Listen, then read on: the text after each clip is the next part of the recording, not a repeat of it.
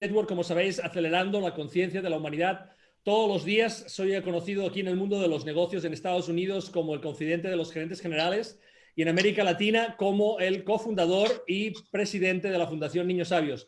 Nuevamente hoy tenemos la suerte de tener a Enrique Moniz. ¿Qué tal? ¿Cómo estás, Enrique?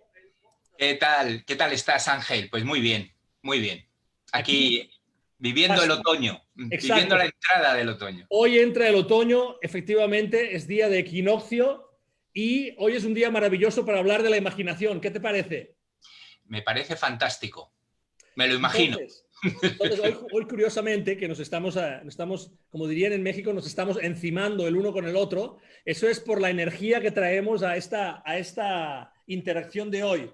Porque, de hecho, sin hablar el uno con el otro, hoy estábamos pensando, bueno, ¿de qué vamos a hablar? Como sabéis, todas las semanas tenemos nuestro espacio aquí.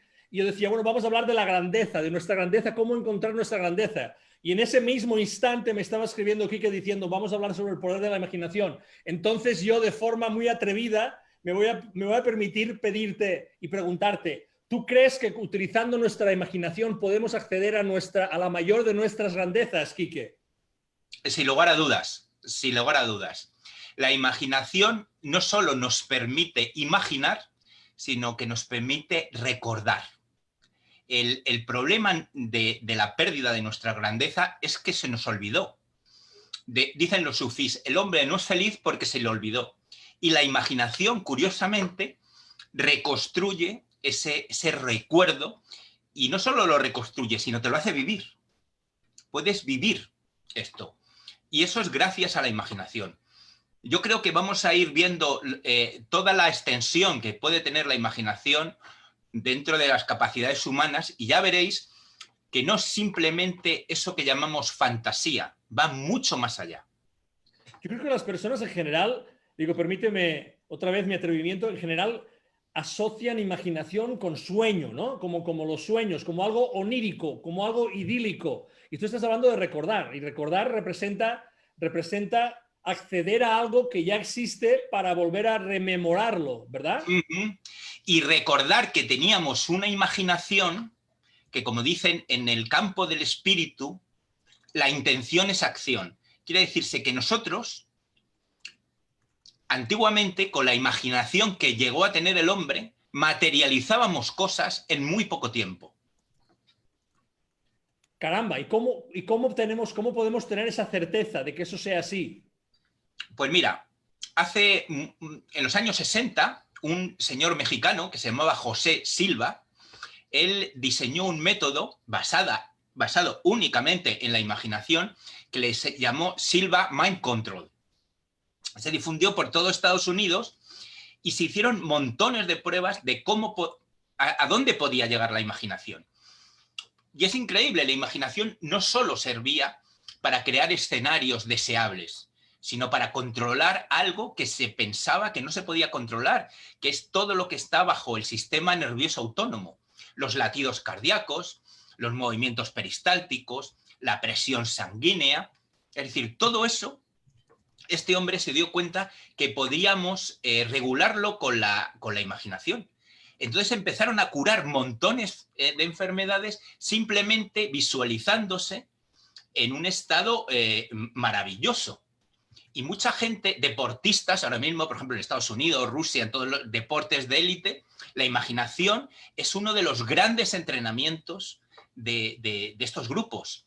Y llegan a estos rendimientos gracias a su imaginación. Es decir, en los saltos de trampolín, que requieren una destreza y una coordinación tremenda en una velocidad rapidísima, ellos con su imaginación van repasando, también se ha llamado repaso mental, y van imaginando un salto perfecto, impecable, perfectamente ejecutado y lo van imaginando a cámara lenta, donde ellos pueden coger una mano y pegársela al cuerpo, erguir la cabeza, tensar la columna, todo esto con una precisión milimétrica en su imaginación y así repetirlo una y otra vez así, hasta que llega el día de la competición y ejecutan tal y como ellos habían imaginado.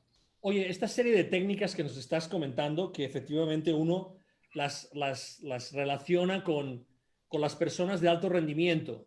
¿Tiene Ujú. algún nombre? ¿Eso tiene algún nombre, algún término específico? Tiene muchísimos nombres. Uno de ellos se llama visualización creativa, ¿eh? Otros le pueden llamar entrenamiento endógeno, ¿eh? Otra dimensión de la imaginación. El ejército de los Estados Unidos y muchos ejércitos tienen algo que se llaman paracaidistas psíquicos, que son personas que se adentran con su imaginación en escenarios que no tendrían la entrada de ningún tipo y empiezan a imaginar cómo sería ese escenario y si entraban y detallan con muchísima precisión, además lo hacen en grupos, tiene que coincidir esa información de todas las personas para que aquello tenga posibilidades de ser investigado. Y resulta que grupos se meten en áreas secretas de otros territorios y pueden describir con su imaginación, con toda precisión, lo que hay allí. Entonces, que parece que eso de la imaginación y la fantasía y la irrealidad no es así. Lo que pasa es que por muchos intereses de muchos tipos no interesa dar, digamos, ese valor a la imaginación porque la gente lo utilizaría. Es como lo del chiste.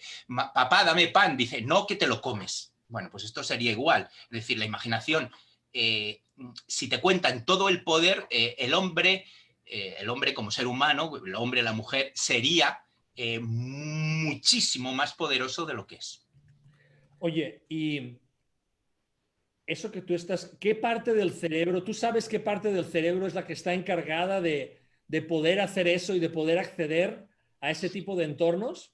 Pues es maravilloso. Tenemos un hemisferio derecho que está conectado a un no tiempo, no espacio, donde todo es posible, que no hay localización, entonces es capaz de viajar en dimensiones diferentes, pasado, futuro, y saltar dimensiones de universos paralelos, y luego está el hemisferio izquierdo, que sería el que va a comandar toda esa dirección, esa navegación, dar esa dirección, ese sentido, esa precisión a nuestro viaje. Entonces, por una parte está el explorador y por otra parte la nave para navegar en esos territorios. Entonces, el que conduce la nave siempre es el hemisferio izquierdo, que es el que ordena, porque para utilizar la imaginación lo mejor es hacer preguntas, direccionarla.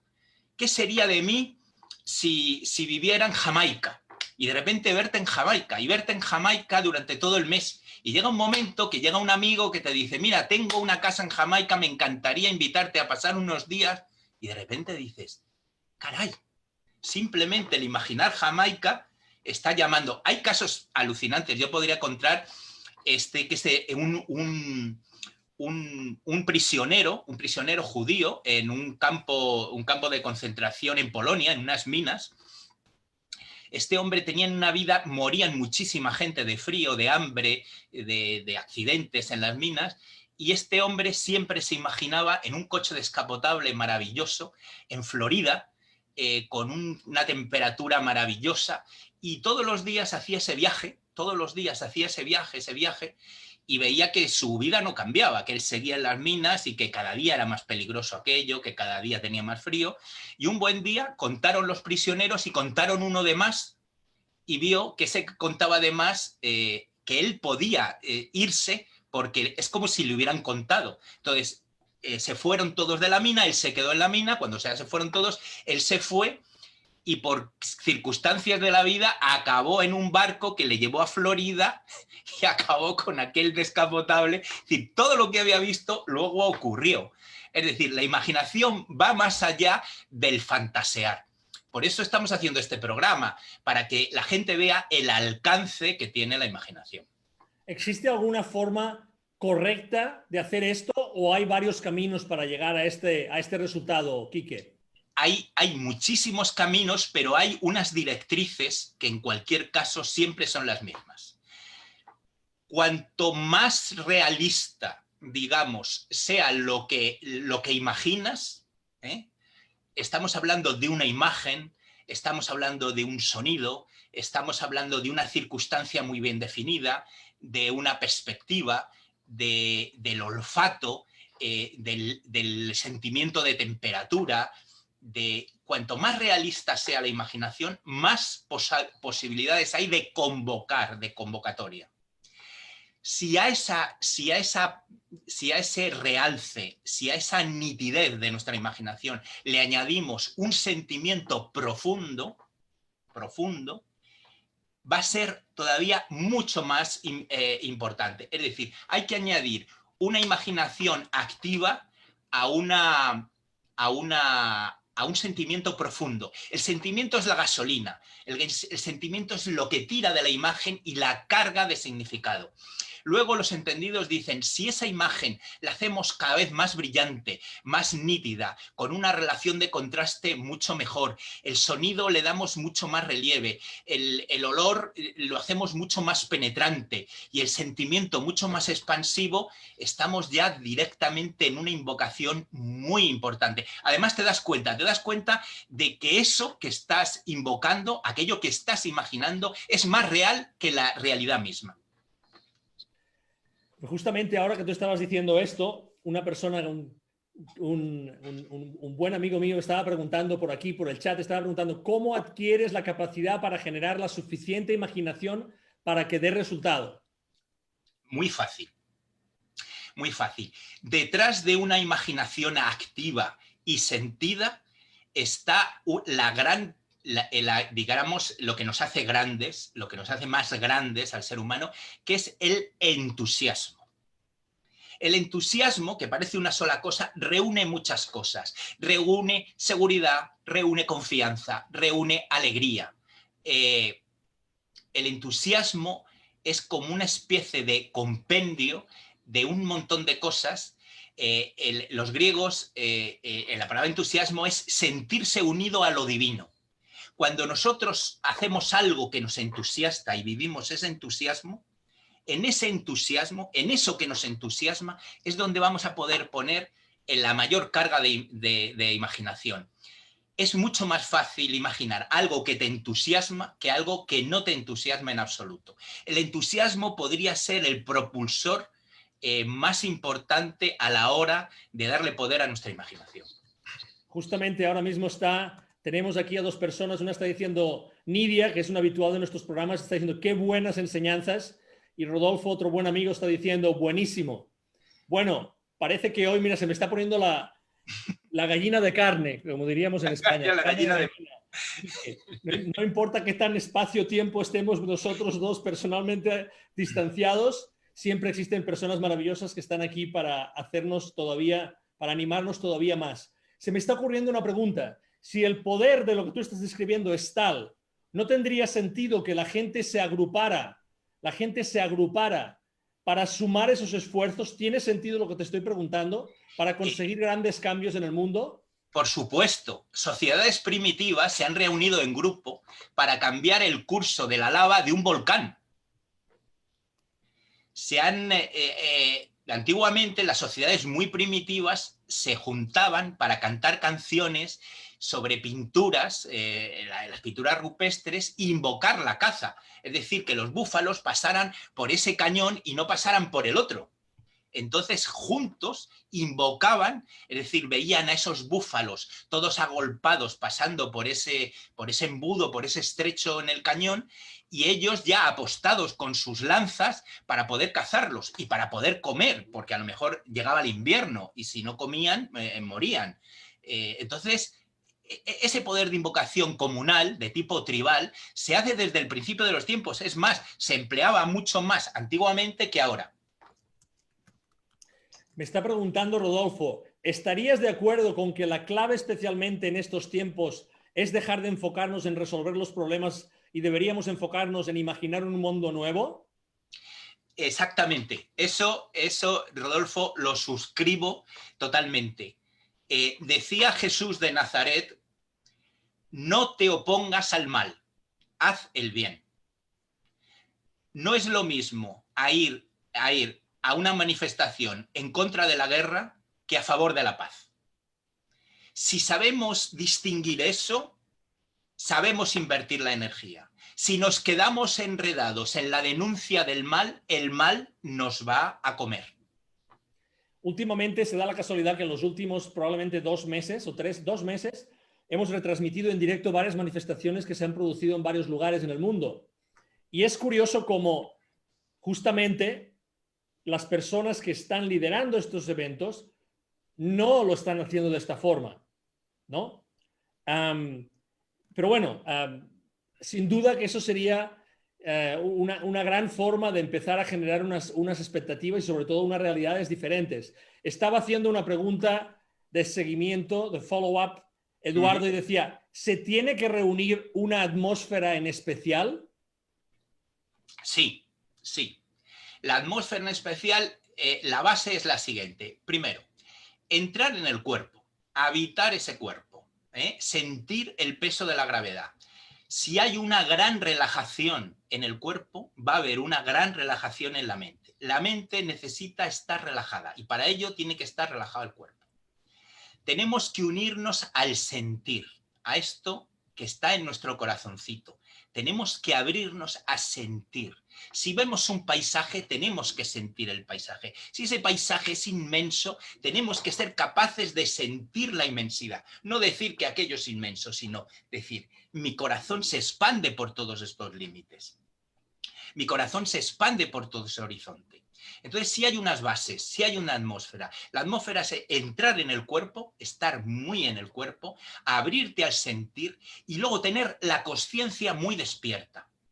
Muy despierta porque cuanto más despierta esté la conciencia, más nítida es la visión y más realista va a ser la invocación. Es muy importante esto. Varios comentarios de las personas que están aquí con nosotros. Rodolfo dice, gracias, Quique, resueno completamente con lo que dices. Nidia, muchas gracias a ti por estos excelentes programas. Continuamos, Quique. Esto está efervescente el día de hoy. Me gustaría hacerme una pregunta a mí. Por favor, si me lo permites. Pregúntatelo porque yo quiero resolver una gran duda que tiene nuestra audiencia en este momento. ¿Por qué ahora mismo nos está costando un triunfo imaginar? Yo lo reconozco personalmente. A mí, hasta hace relativamente poco, me costaba un triunfo imaginar y dije yo, ¿pero por qué me cuesta tanto imaginar?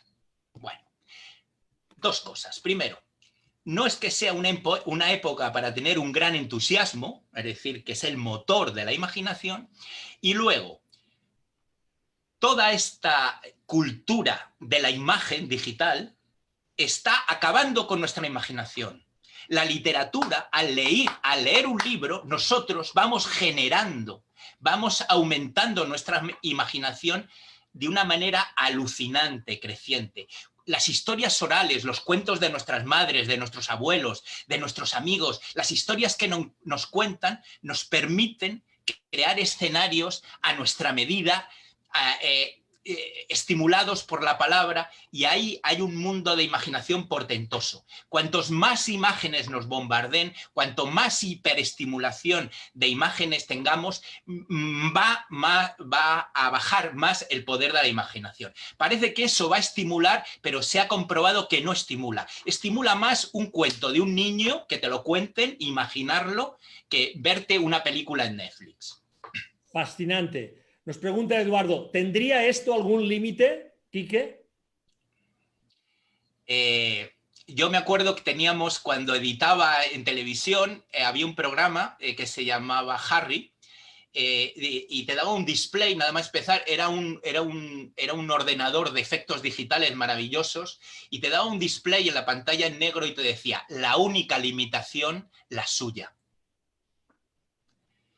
No tiene límites. El límite es el no dar crédito a aquello. Es decir, el límite lo pone nuestra manera de concebir la imaginación. Si a esa manera de concebir no le ponemos límite, esa imaginación va a llegar a crear un universo. Somos co-creadores de todo lo que vivimos. No nos lo han contado. Los místicos lo viven directamente, no lo llegan ni a comprender, lo viven. Ven que forman parte de esto, que ellos están co-creando esta realidad maravillosa o esta realidad amenazante. Por eso, cuando tú concedes poder a algo, estás co-creando con eso. Cuando tú no concedes poder a una situación que te rodea, tú dejas de co-crear y empiezas a crear otra cosa. Eso es importantísimo, eso es ahora mismo totalmente estratégico para la época que estamos viviendo. Dar autoridad a aquello que quieres crear y a aquellos que quieres vivir. Me encantaría que, por favor, porque muchas personas se deben estar preguntando, que quizá no nos han visto otros días, ¿de dónde ha salido este Quique Moniz? ¿Quién es?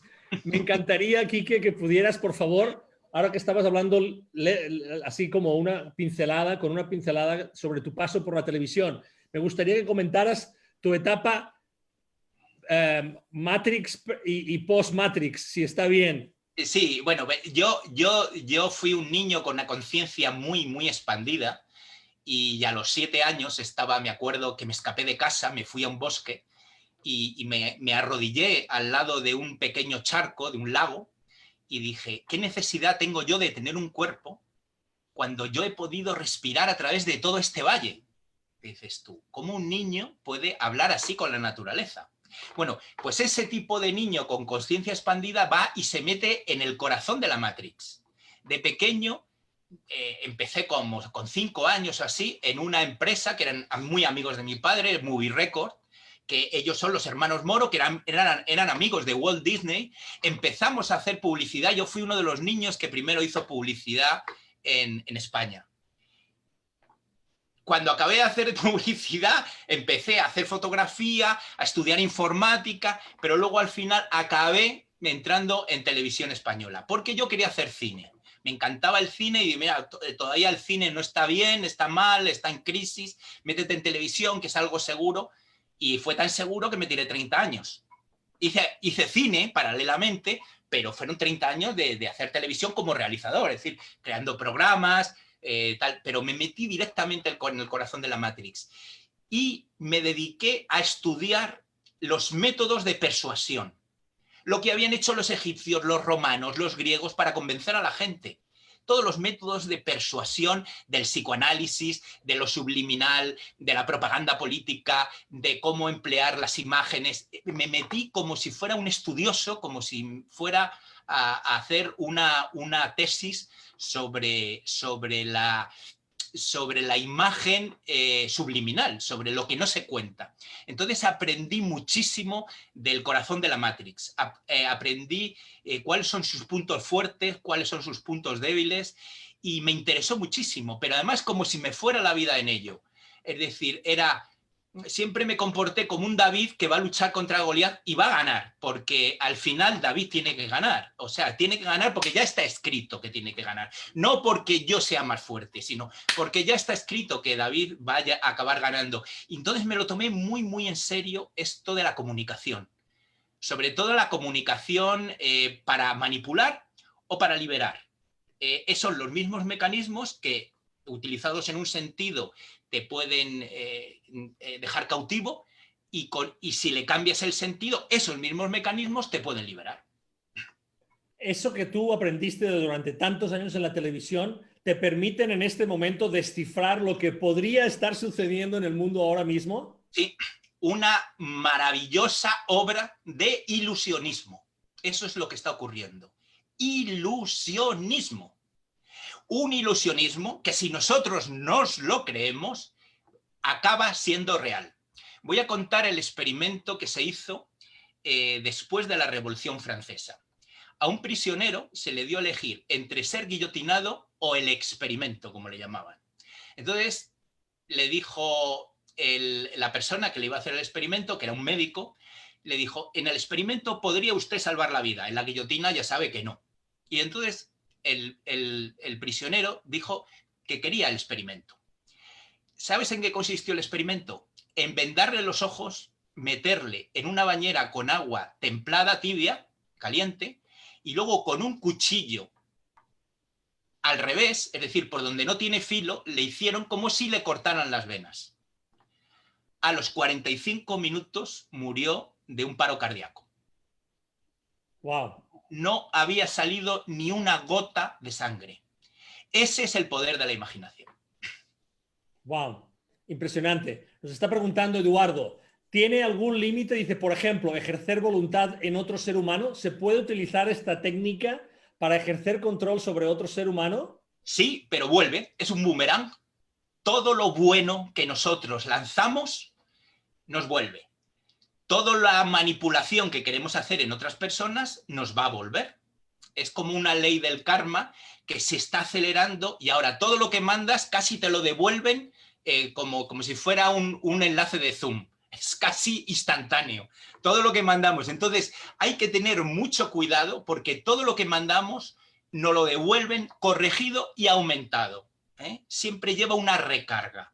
Si damos amor, ese amor nos va a llegar multiplicado. Nos va a llegar multiplicado. Si tú ahora mismo abres las manos, ahora mismo así, y coges el planeta Tierra y te conectas con el corazón y lo llenas de una luz maravillosa y lo saturas y ves a todos los seres humanos con su corazón totalmente iluminado y eso lo mantienes durante 20 minutos, el reenvío, o sea, lo que te envía el universo es brutal. Es como si te levantara del suelo. Simplemente coger el mundo en tus manos, porque los que han investigado, los chamanes, los físicos cuánticos, saben que el mundo no está fuera, está dentro de nosotros. Nosotros podemos manejar el mundo porque el mundo está dentro de nosotros.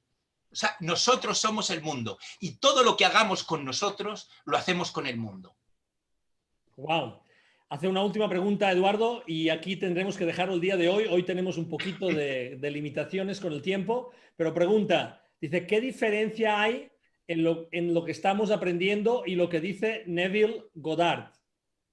Pues Neville Goddard es una persona que amo profundamente, creo que tiene razón en todo y que podemos ir todavía más allá que Neville Goddard.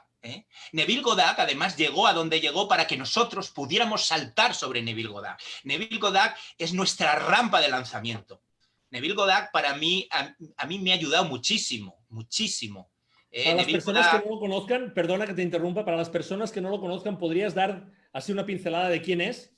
pues Neville Goddard es una persona que tiene, junto con 2 o 3 norteamericanos también, tiene un maestro en la India, un maestro que siguen de una manera viva y práctica, y entonces, digamos, ese maestro enciende la chispa de Neville Goddard y Neville Goddard coge toda esa tradición de Ralph Waldo Emerson, un gran maestro norteamericano, el padre del individualismo norteamericano, el padre del trascendentalismo, es decir, él coge todo eso que trae de la India, que le abre completamente ese poder de la imaginación y entabla relación con esa herencia norteamericana, pero que a la vez también venía de Oriente, y es uno de los padres del nuevo pensamiento. Quiere decirse que nosotros creamos la realidad con nuestra mente, con nuestro pensamiento. Buenísimo. Las personas que quieran saber más de ti, Enrique, ¿dónde pueden ir a buscarte? Pueden buscarme en una página web que se llama tachionspirit.com. Tachyon escrito con K y con Y, Tachyon Spirit, como en inglés, espíritu.com. O bien en